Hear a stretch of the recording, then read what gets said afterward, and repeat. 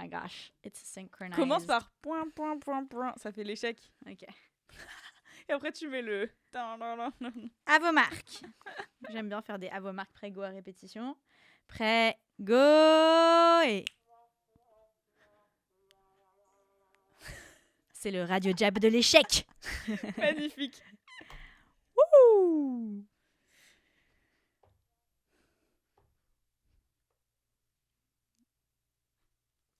Hello Sarah. Hello, Steph. Hello chers auditeurs et bienvenue sur Radio Jab.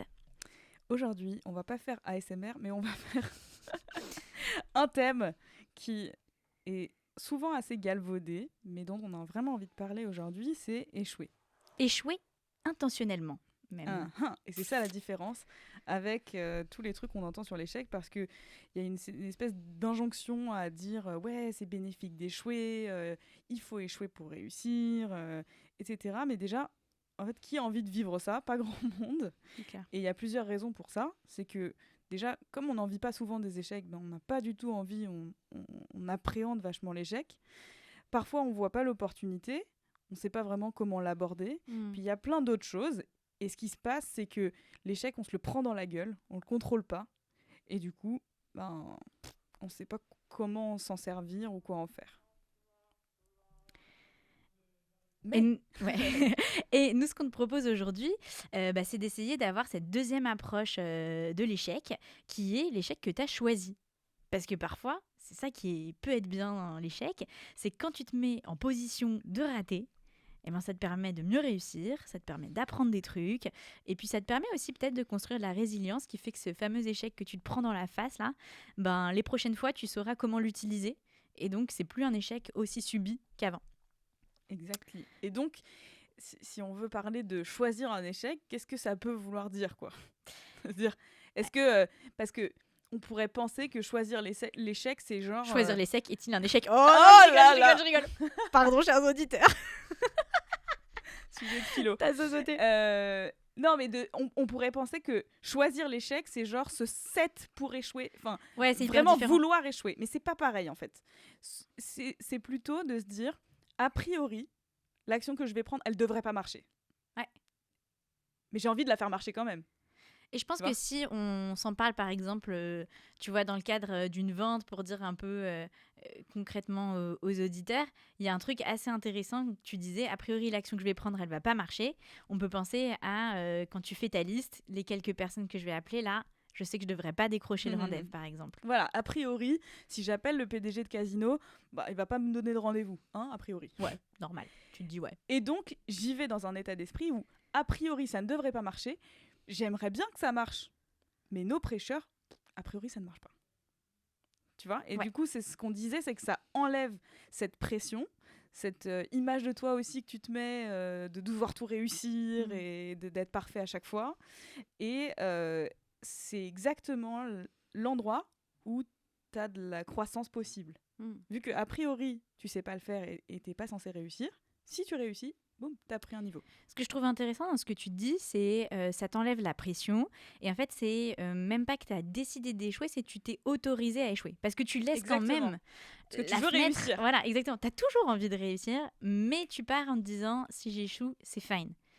Et en fait, tu pars en conscience, en connaissance de cause. Exactement. Et en fait, de notre expérience, en tout cas, ce que ça va t'apporter, c'est que ça te libère de cette peur et tu deviens vachement plus playful, comme on dit, plus libéré. Tu joues plus dans les appels. Tu peux plus t'amuser, essayer exactement. des trucs. Tu le vois vachement, t'es tellement en mode YOLO qu'en fait, tu sors des trucs que t'aurais jamais dit si t'avais ta casquette sérieux, je veux réussir. Et c'est ça qui te fait décrocher finalement la victoire. Ou qui te fait décrocher... finalement l'échec. Peut-être que tu te dis, bah ouais, j'ai échoué, mais comme tu t'étais dit, ça fait partie des règles du jeu, en fait, c'est moins grave. Tu le vis pas comme une grosse baffe. Et c'est un peu un truc de fuck it, quoi. Moi, je sais qu'il y a des moments où, en fait, tu lâches ce personnage de toi et tu te dis, bon, ça va pas marcher, mais je suis prêt à prendre le pari. C'est un peu ce truc de, je suis prête à prendre le pari que ça marche pas et j'y vais et je suis all-in et c'est pas grave. Ça me fait juste penser à un exemple, en fait. J'avais organisé une learning expedition avec HEC. C'était pour mon premier... j'étais en fin d'études et je cherchais mon premier job. Et j'étais dans la Learning Expedition et il y avait donc Alexandre Mars, qui est un philanthrope, qui est un entrepreneur aussi, qui a revendu plusieurs boîtes, qui parlait. Et à la fin, et moi j'étais complètement hypnotisée, je trouvais ça trop génial ce qu'il racontait et tout ça. Et à la fin, il est parti avec son équipe et je l'ai pas vu partir. Et quelqu'un m'a dit il est parti. Et moi je voulais absolument lui parler pour pouvoir travailler pour lui. Et je me souviens, j'ai couru dans le couloir et j'ai foutu le pied dans l'ascenseur. Le mec m'a regardé avec des yeux écarquillés. J'étais là. Je m'appelle Sarah, je veux devenir actrice, mais je suis à HEC. Est-ce que je peux travailler pour toi? Et là, gros silence. Je me suis dit, là, ça va pas marcher. En fait, je sais que ça va marcher. Et en fait, de manière assez surprenante, il s'est dit, bon, pourquoi pas, passe au bureau demain. Ouais. Ouais, ce qui est intéressant, c'est que justement, quand tu te délivres un peu de ce truc de devoir réussir et tout, tu fais des trucs qui te font sortir du lot et qui interpellent vachement l'autre personne. Tu t'étonnes toi-même et t'interpelles l'autre. Et je trouve que ce truc de se dire on s'en fout d'échouer ou genre je tente le tout pour le tout, c'est ça que ça a comme vertu. C'est que pour les peut-être 99 fois où ça marchera pas, la fois où ça marche, ça te fait faire un bond dans qui tu es. Je trouve ce que tu as à y gagner. C'est des histoires assez fondatrices en fait. Ouais, c'est vraiment ce que tu as à y gagner. C'est pas juste que ça ait marché, mais c'est que ça t'a changé normalement un paradigme dans ton cerveau où tu te dis un autre truc est possible. Ça casse des murs, ouais. Quelque chose d'autre est possible. Et moi, je trouve que c'est ça qui est assez cool dans l'échec et dans cette vision qu'on essaye de proposer, qui est un peu genre plus constructive de l'échec et de choisir et d'y aller en conscience en te disant franchement ça va pas marcher, mais ce que j'ai à y gagner au-delà de décrocher l'opportunité ou la victoire, c'est de me dire mais c'est possible en fait, la face du monde ne change pas. Et moi je le vois souvent, les gens ils disent mais si je fais ça il va se passer tel et tel truc, si j'appelle ce gars je vais être blacklisté de l'univers et tout. Et en fait premièrement tu te rends compte que c'est pas vrai quand tu le fais, et deuxièmement tu te rends compte que ce que ça peut t'apporter c'est énorme. Donc je trouve que c'est assez cool. Et puis là, je parle d'un truc en one shot, un truc que j'ai décidé sur le moment. Ouais. Ce dont on parle, c'est plutôt décider en avance, en fait. Que ça doit ça fait partie de mon plan, quoi. Dans ce que j'ai comme stratégie, est-ce qu'il y a une partie qui est dédiée à l'échec? Tu vois, qui a priori ne doit pas marcher. Et je trouve que c'est intéressant de le penser comme ça en amont, parce que si tu inclus pas ça, déjà, t'es pas en contrôle de ce qui va échouer et tu te dis, tu peux te remettre en question, c'est dur, quoi.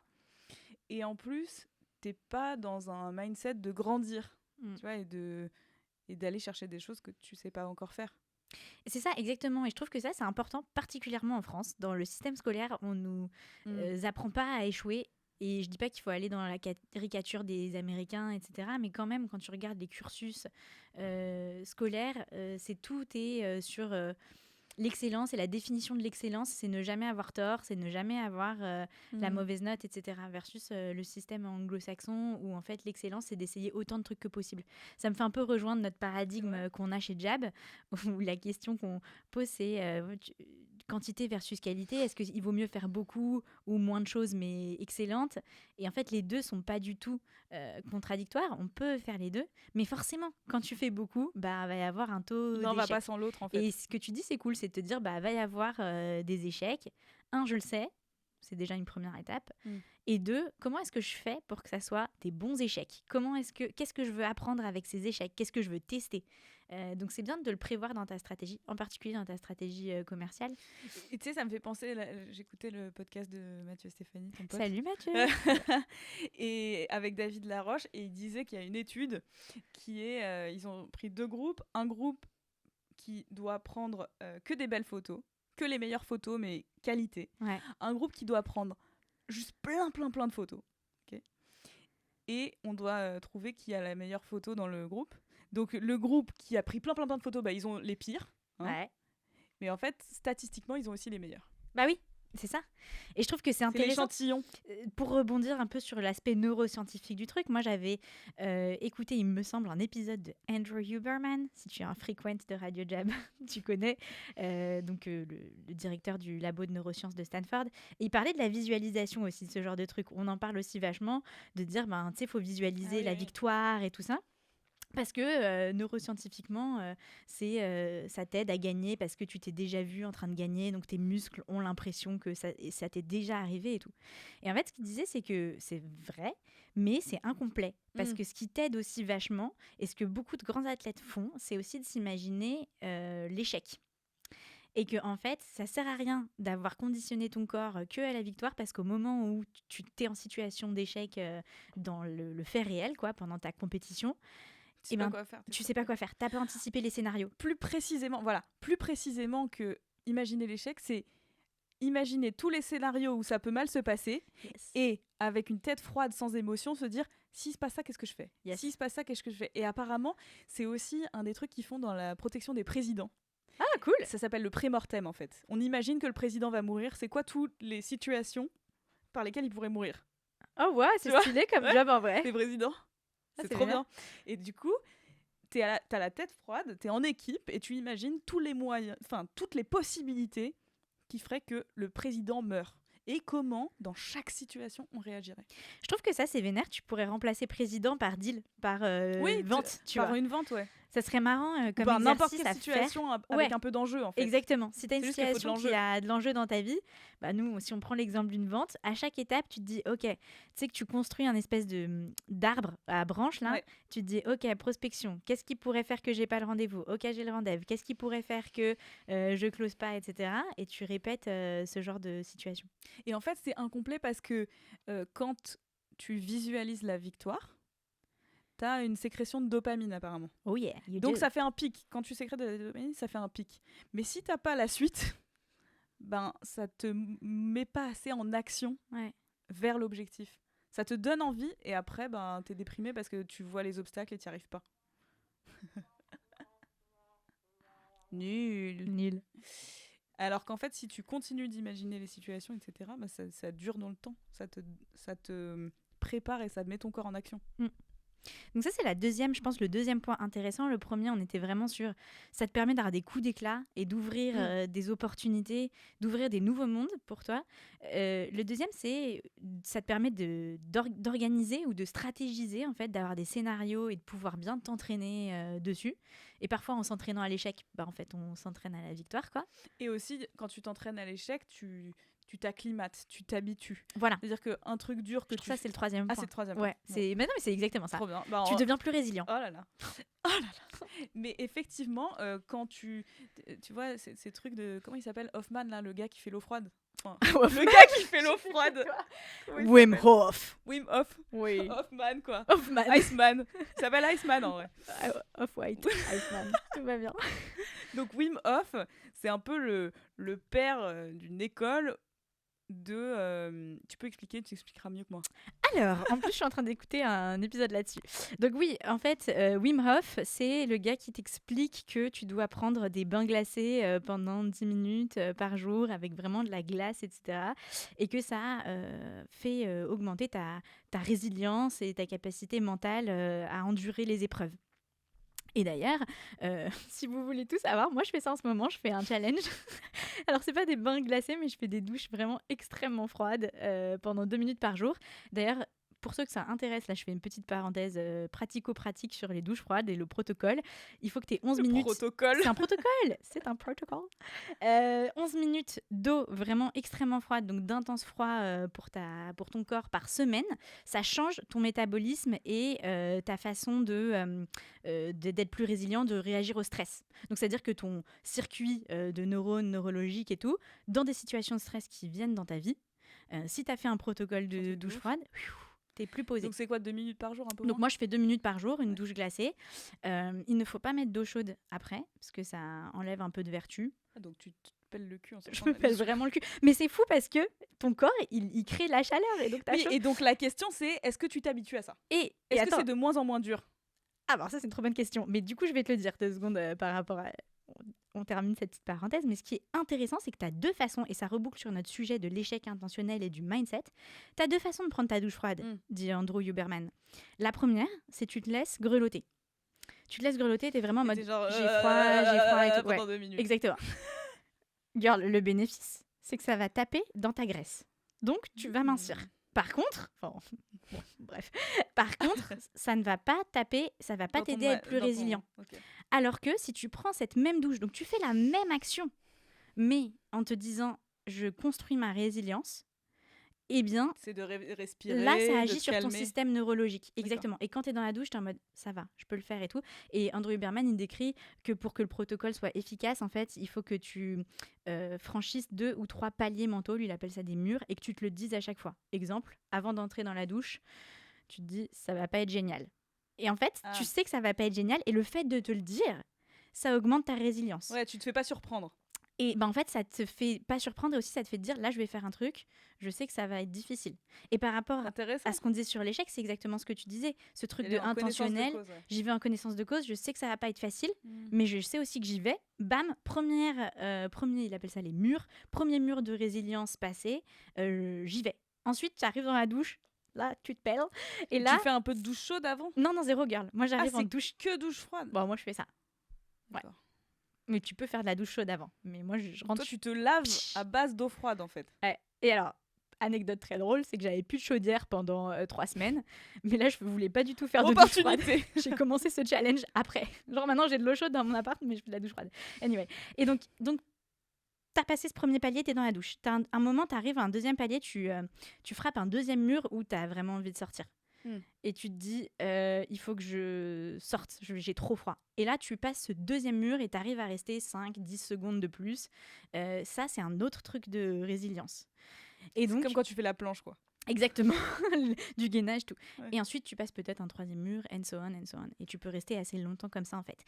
Mais ce qui est intéressant par rapport à ce qu'on disait sur l'échec et de préparer à des trucs durs et la résilience, c'est que tu sais que tu vas te mettre dans une situation qui va être difficile, type échouer, type eau froide, tu choisis d'y aller quand même. Et quand tu es dedans, ton système nerveux a appris et apprend à chaque fois à se calmer, à mieux gérer le stress, la pression et tout. Non. Et donc en fait, tu fais échec, et peut-être un moment réussite. Tu vois, y a aussi quand tu sors, que tu as dépassé les 2 minutes, tu as réussi. Ah, ça, tu as réussi. Mais tu vois, je pense par exemple, si on reprend l'exemple du CEO de Casino, là, tu appelles le PDG de Casino, tu as une liste peut-être de tous les PDG du CAC 40, admettons. Et le premier t'échoue, le deuxième t'échoue. Le coup d'éclat dont on parlait dans les premiers scénarios n'arrive pas, quoi. Bon, c'est pas grave. Mais en fait, au, je sais pas, 30e ou 40e, ben, ça commence à réussir.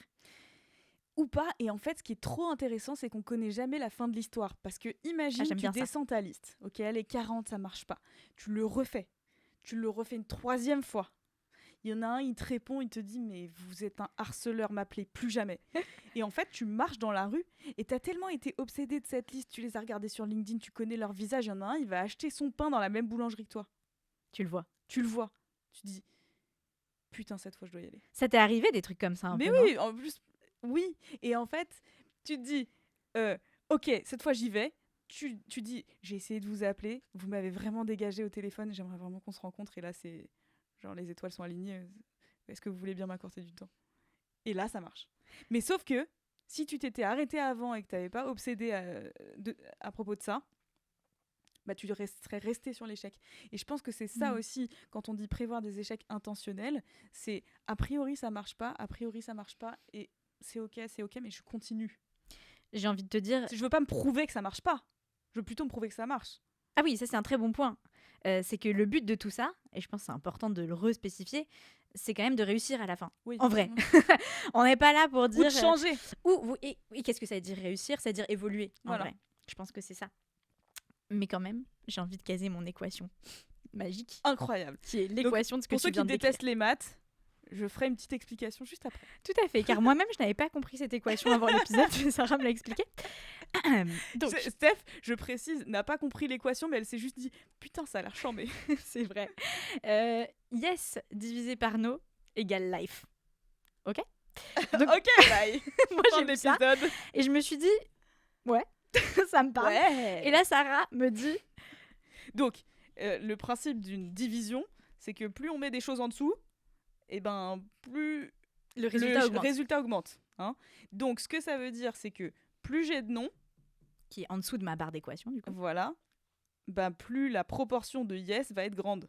Exactement. Et donc, plus ma life va être good. Exactement. En fait, c'est-à-dire que, imagine même, on laisse le yes standard, yes divisé par un truc qui devient très grand augmente ta life. Et en plus de ça, on ne peut pas diviser par 0. Donc en fait, ça n'existe pas une vie où il n'y a pas de nom. On en a quoi qu'il arrive. Yes divisé par no égale life. Mais là, j'ai un petit doute sur l'équation. Quand tu divises par un truc grand, ça rapetisse. Allô Erwan. on va enlever cette partie. Donc non, moi, je pense... attends. Si. Ok, quand tu divises par un truc petit, bah non. cette équation est nulle. Regarde, 10 divisé par 2 égale 5. 10 divisé 1 par... 1 sur 10. Ah oui, 1 sur 1. Bah alors c'est dans l'autre sens. Bah c'est n'importe quoi cette équation. C'est dans No l'autre sens. divisé par yes égale life. Ou alors... Non, mais cette équation, elle est nulle.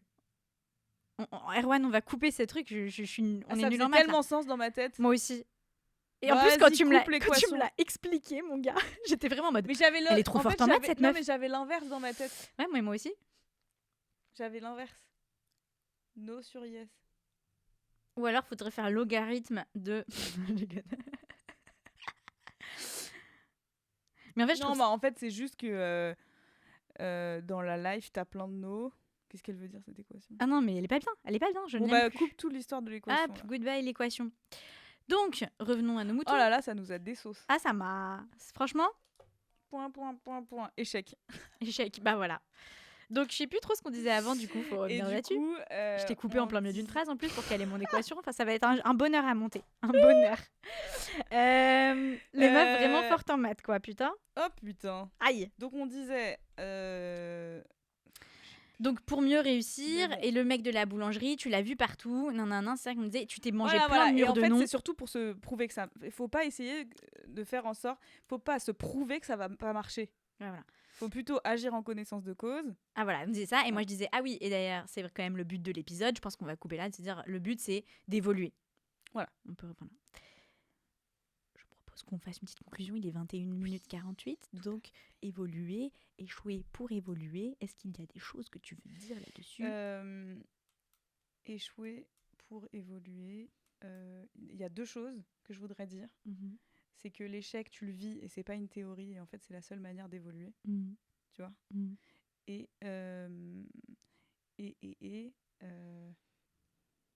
ils volent, vont finir sur... faut faire une ouverture, quoi. Finir sur évoluer... On va écouter l'épisode des et que parfois... non, c'est bien comme conclusion de dire que en fait, parfois, un truc où tu as l'impression que c'est la fin de ta life, en fait, c'est l'opportunité qui se présente, tu vois. Un peu ces trucs où t'as l'impression que t'as tout perdu, que t'es nul, et en fait, c'est l'opportunité parce que... Et rappeler aux gens que le monde est grand aussi. Ouais. Il y a de la place pour échouer, et, et ça veut pas dire qu'il y a moins de place pour réussir. Vas-y, quoi. Ouais. Je trouve ça c'est intéressant comme divergent. Du coup, on zappe mon truc de théorie, on s'en tape. Ok. Donc on se disait, échouer pour évoluer. Et se transformer en Pokémon niveau 12. Tortoise. Ah non, Tortank, pardon. Tortoise, c'est notre client. Tortoise, c'est nos clients, tellement je les aime, je les cite partout. C'est l'heure de conclure. Tout à fait, Avec quoi on a envie de... Madame Steph. Avec quoi on a envie de te laisser partir, cher auditeur, chère auditrice, sur cet épisode sur l'échec. Si on reprend un tout petit peu ce qu'on s'est dit, prévois de l'échec. Et prévois de l'échec pas parce que il faut échouer, mais parce que c'est utile. Et que ça te met dans la bonne...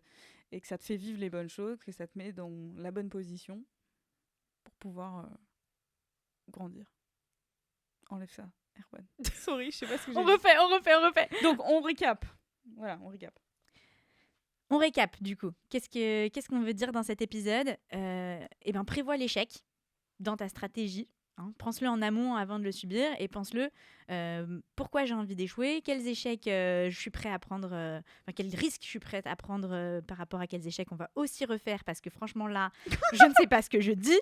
Ok. Allez, on va y arriver là. 3, 2, 1, vas-y. Récap. 1, il faut échouer. Pas parce que c'est trop cool d'échouer, mais parce qu'en fait, c'est utile. Ça te permet d'ouvrir des nouvelles opportunités. Toi, ça te permet d'évoluer. Et puis, ça te permet aussi de te montrer que, échec, puis échec, puis échec, à un moment, il y a une réussite qui t'attend. Et le but, c'est de le faire de manière intentionnelle parce que je veux contrôler une partie quand même et être conscient que ça va être difficile parce que c'est ça qui va me faire grandir et qui va me faire avoir plus de résilience. Donc, cher auditeur, chère auditrice, si tu nous écoutes, n'aie plus peur d'échouer. C'est vrai, n'aie plus peur d'échouer. Et franchement, même si ça fait mal sur le moment, voici une bonne opportunité pour grandir. Le monde, c'est une big huître, comme disent les anglo-saxons. Mais c'est vrai, the world is an oyster. Et en fait... Et parfois, quand tu as l'impression que c'est la fin, qu'il n'y a rien qu'à marcher, etc., ben, parfois, c'est la meilleure opportunité pour faire autre chose, découvrir des choses. Et parfois, c'est ça qui va te mettre dans la position de te renouveler, en fait. That's it for today. Thank you, guys.